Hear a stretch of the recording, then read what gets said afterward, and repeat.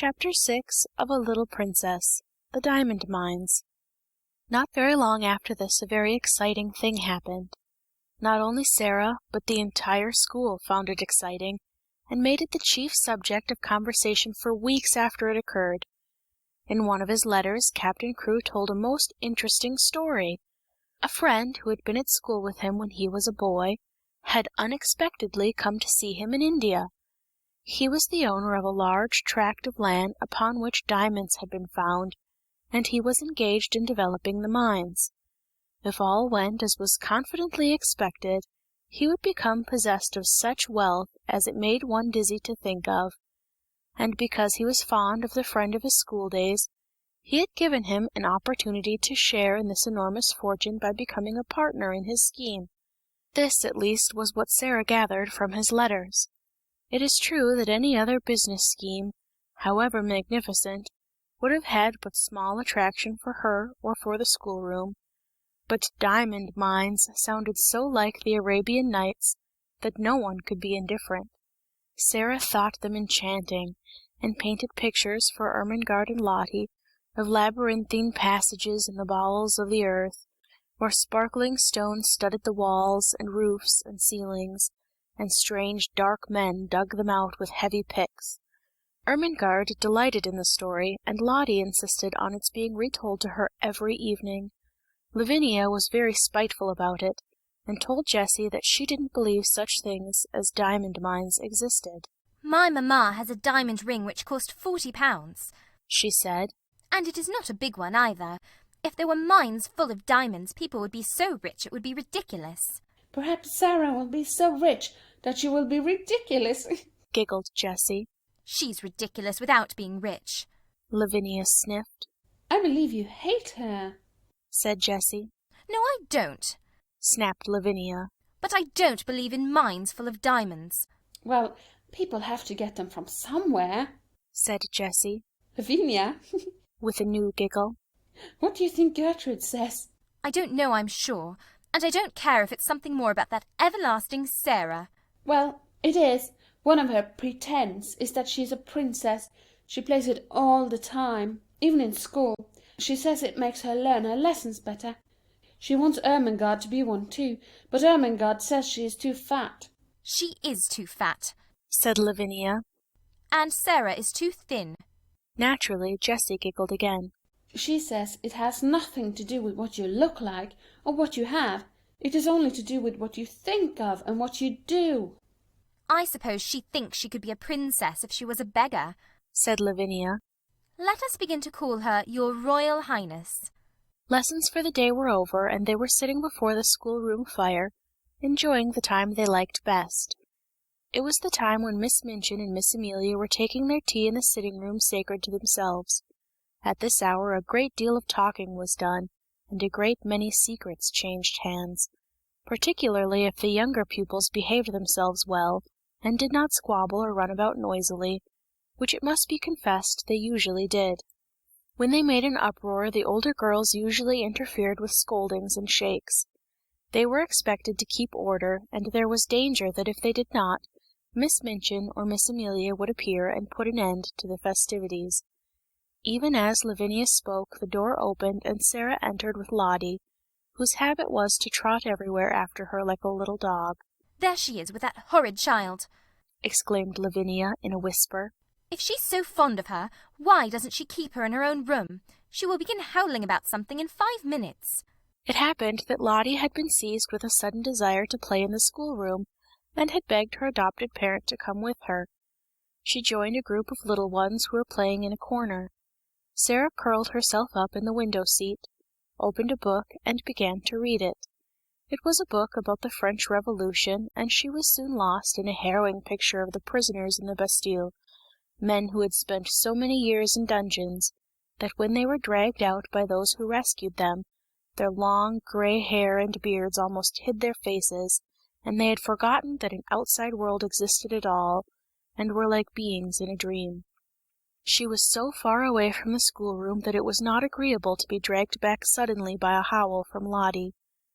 Never did she find anything so difficult as to keep herself from losing her temper when she was suddenly disturbed while absorbed in a book. People who are fond of books know the feeling of irritation which sweeps over them at such a moment.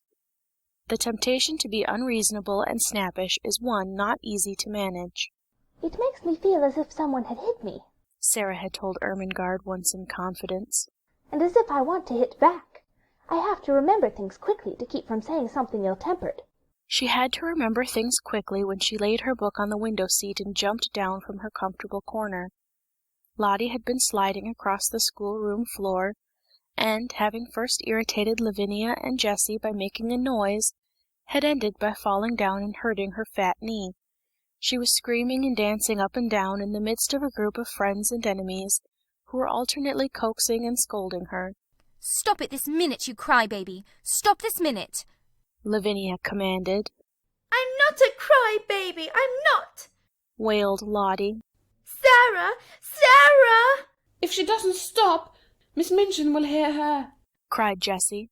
"Lottie, darling, I'll give you a penny." "I don't want your penny!" sobbed Lottie, and she looked down at the fat knee and, seeing a drop of blood on it, burst forth again.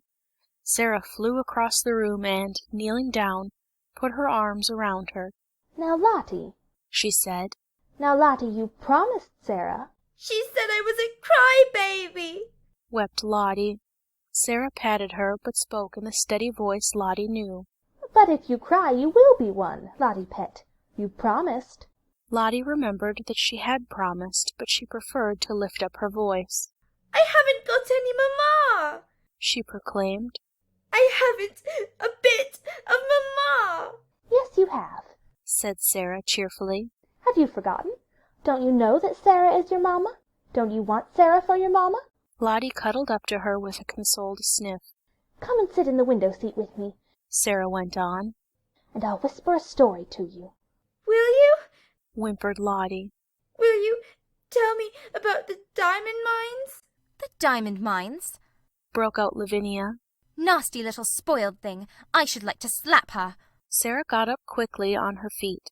It must be remembered that she had been very deeply absorbed in the book about the Bastille, and she had had to recall several things rapidly when she realized that she must go and take care of her adopted child. She was not an angel, and she was not fond of Lavinia. "Well," she said with some fire, "I should like to slap you. But I don't want to slap you. restraining herself. At least, I both want to slap you, and I should like to slap you. But I won't slap you. We are not little gutter children. We are both old enough to know better." Here was Lavinia's opportunity. "Ah, yes, your Royal Highness," she said. "We are princesses, I believe. At least one of us is. The school ought to be very fashionable now Miss Minchin has a princess for a pupil." Sarah started toward her. She looked as if she were going to box her ears. Perhaps she was. Her trick of pretending things was the joy of her life. She never spoke of it to girls she was not fond of. Her new pretend about being a princess was very near to her heart, and she was shy and sensitive about it. She had meant it to be rather a secret, and here was Lavinia deriding it before nearly all the school. She felt the blood rush up into her face and tingle in her ears. She only just saved herself. If you were a princess, you did not fly into rages. Her hand dropped, and she stood quite still a moment. When she spoke, it was in a quiet, steady voice. She held her head up, and everybody listened to her. "It is true," she said. "Sometimes I do pretend I am a princess. I pretend I am a princess so that I can try and behave like one." Lavinia could not think of exactly the right thing to say. Several times she had found that she could not think of a satisfactory reply when she was dealing with Sarah. The reason of this was that somehow the rest always seemed to be vaguely in sympathy with her opponent.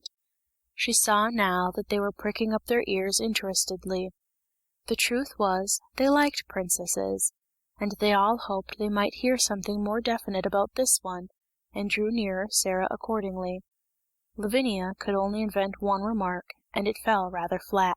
"Dear me," she said. "I hope, when you ascend the throne, you won't forget us." "I won't," said Sarah, and she did not utter another word, but stood quite still, and stared at her steadily as she saw her take Jessie's arm and turn away.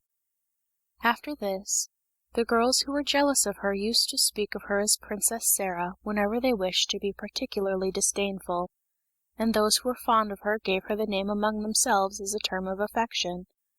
No one called her Princess instead of Sarah, but her adorers were much pleased with the picturesqueness and grandeur of the title, and Miss Minchin, hearing of it, mentioned it more than once to visiting parents, feeling that it rather suggested a sort of royal boarding school. To Becky it seemed the most appropriate thing in the world. The acquaintance begun on the foggy afternoon when she had jumped up terrified from her sleep in the comfortable chair, had ripened and grown, though it must be confessed that Miss Minchin and Miss Amelia knew very little about it. They were aware that Sarah was kind to the scullery maid, but they knew nothing of certain delightful moments snatched perilously when, the upstairs room being set in order with lightning rapidity, Sarah's sitting room was reached, and the heavy coal box set down with a sigh of joy. At such times stories were told by installments. Things of a satisfying nature were either produced and eaten, or hastily tucked into pockets to be disposed of at night, when Becky went upstairs to her attic to bed. "But I has to eat 'em careful, miss," she said once, "'cause if I leaves crumbs, the rats come out to get 'em." Rats? exclaimed Sarah in horror. Are there rats here? "Lots of 'em, miss. Becky answered in quite a matter-of-fact manner. There mostly is rats and mice in attics.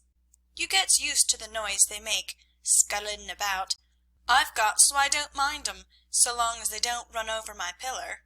Ugh! said Sarah. "You gets used to anything after a bit." said Becky. "You have to, miss, if you're born a scullery maid. I'd rather have rats than cockroaches." So would I, said Sarah. I suppose you might make friends with a rat in time, but I don't believe I should like to make friends with a cockroach. Sometimes Becky did not dare to spend more than a few minutes in the bright, warm room, and when this was the case perhaps only a few words could be exchanged, and a small purchase slipped into the old-fashioned pocket Becky carried under her dress skirt, tied round her waist with a band of tape. The search for and discovery of satisfying things to eat which could be packed into small compass added a new interest to Sarah's existence. When she drove or walked out, she used to look into shop windows eagerly. The first time it occurred to her to bring home 2 or 3 little meat pies, she felt that she had hit upon a discovery. When she exhibited them, Becky's eyes quite sparkled. "Oh, miss," she murmured, "them will be nice and fillin'. It's fillin'ness that's best. Sponge cake's a 'eavenly thing, but it melts away like, if you understand, miss. These'll just stay in your stomach." Well, hesitated Sarah. I don't think it would be good if they stayed always, but I do believe they will be satisfying. They were satisfying, and so were beef sandwiches bought at a cook shop, and so were rolls and bologna sausage. In time Becky began to lose her hungry, tired feeling, and the coal box did not seem so unbearably heavy. However heavy it was, and whatsoever the temper of the cook, and the hardness of the work heaped upon her shoulders, she had always the chance of the afternoon to look forward to, the chance that Miss Sarah would be able to be in her sitting room. In fact, the mere seeing of Miss Sarah would have been enough without meat pies. If there was time only for a few words, they were always friendly, merry words that put heart into one, and if there was time for more, then there was an installment of a story to be told, or some other thing one remembered afterward and sometimes lay awake in one's bed in the attic to think over. Sarah, who was only doing what she unconsciously liked better than anything else, nature having made her for a giver, had not the least idea what she meant to poor Becky, and how wonderful a benefactor she seemed. If nature has made you for a giver, your hands are borne open, and so is your heart. And though there may be times when your hands are empty, your heart is always full, and you can give things out of that. Warm things, kind things, sweet things, help and comfort and laughter, and sometimes gay, kind laughter is the best help of all. Becky had scarcely known what laughter was through all her poor, little, hard-driven life. Sarah made her laugh, and laughed with her, and though neither of them quite knew it, the laughter was as fillin' as the meat pies. A few weeks before Sarah's 11th birthday a letter came to her from her father, which did not seem to be written in such boyish high spirits as usual. He was not very well, and was evidently overweighted by the business connected with the diamond mines. "You see, little Sarah," he wrote, "your daddy is not a businessman at all, and figures and documents bother him. He does not really understand them, and all this seems so enormous. Perhaps, if I was not feverish, I should not be awake, tossing about one half of the night and spend the other half in troublesome dreams. If my little missus were here, I dare say she would give me some solemn good advice. You would, wouldn't you, little missus?" One of his many jokes had been to call her his little missus, because she had such an old-fashioned air. He had made wonderful preparations for her birthday. Among other things, a new doll had been ordered in Paris, and her wardrobe was to be, indeed, a marvel of splendid perfection. When she had replied to the letter asking her if the doll would be an acceptable present, Sarah had been very quaint. "I am getting very old," she wrote. "You see, I shall never live to have another doll given me.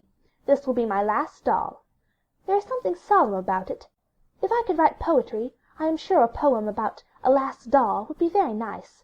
But I cannot write poetry. I have tried, and it made me laugh. It did not sound like Watts or Coleridge or Shakespeare at all. No one could ever take Emily's place, but I should respect the last doll very much, and I am sure the school would love it. They all like dolls, though some of the big ones, the almost 15 ones, pretend they are too grown up." Captain Crewe had a splitting headache when he read this letter in his bungalow in India. The table before him was heaped with papers and letters which were alarming him, and filling him with anxious dread, but he laughed as he had not laughed for weeks.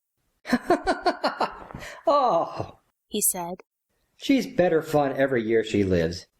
God grant this business may right itself, and leave me free to run home and see her. What wouldn't I give to have her little arms around my neck this minute? What wouldn't I give?" The birthday was to be celebrated by great festivities. The schoolroom was to be decorated, and there was to be a party. The boxes containing the presents were to be opened with great ceremony, and there was to be a glittering feast spread in Miss Minchin's sacred room. When the day arrived, the whole house was in a whirl of excitement. How the morning passed nobody quite knew, because there seemed such preparations to be made. The schoolroom was being decked with garlands of holly, the desks had been moved away, and red covers had been put on the forms which were arrayed around the room against the wall. When Sarah went into her sitting room in the morning, she found on the table a small, dumpy package, tied up in a piece of brown paper. She knew it was a present, and she thought she could guess whom it came from. She opened it quite tenderly. It was a square pincushion, made of not quite clean red flannel, and black pins had been stuck carefully into it to form the words, "Many happy returns." "Oh," cried Sarah, with a warm feeling in her heart. "what pains she has taken! I like it so. It makes me feel sorrowful." But the next moment she was mystified. On the underside of the pincushion was secured a card, bearing in neat letters the name Miss Amelia Minchin. Sarah turned it over and over. "Miss Amelia?" she said to herself. "How can it be?" And just at that very moment she heard the door being cautiously pushed open, and saw Becky peeping round it. There was an affectionate, happy grin on her face, and she shuffled forward and stood nervously pulling at her fingers. "Do yer like it, Miss Sarah?" she said. "Do yer?" "Like it?" cried Sarah. "You darling Becky, you made it all yourself." Becky gave a hysteric but joyful sniff, and her eyes looked quite moist with delight. "It ain't nothing but flannin, and the flannin ain't new, but I wanted to give yer something, and I made it of nights. I knew yer could pretend it was satin, with diamond pins in. I tried to when I was making it. The card, miss, it weren't wrong of me to pick it up out of the dustbin, was it? Miss Millier had throwed it away. I hadn't no card of my own, and I knowed it wouldn't be a proper present if I didn't pin a card on, so I pinned Miss Millier's." Sarah flew at her and hugged her. She could not have told herself or anyone else why there was a lump in her throat. "Oh, Becky!" she cried out with a queer little laugh. I love you, Becky, I do, I do." "Oh, miss," breathed Becky. "thank your miss kindly. It ain't good enough for that. The flannin wasn't new." End of chapter 6.